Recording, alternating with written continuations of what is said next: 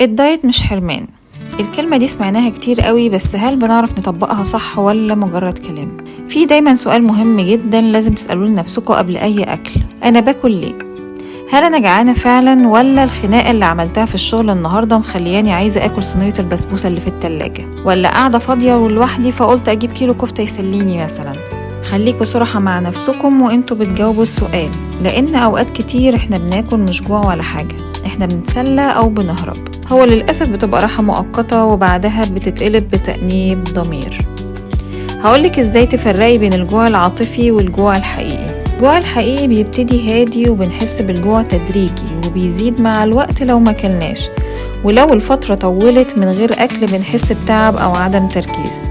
أما الجوع العاطفي فبيجي فجأة ومن غير أي مقدمات، اللي هو أنا عايزة صينية الكنافة دي حالا يا إما هنهار. لو كنتي شاكة الجوع اللي عندك ده جوع عاطفي ولا حقيقي، جربي حاجة بسيطة قبل الأكل. خدي نفس عميق واشربي كوباية مية واسألي نفسك: هو أنا فعلا محتاجة أكل بجد، ولا محتاجة أشيل الضغوط النفسية اللي عليا؟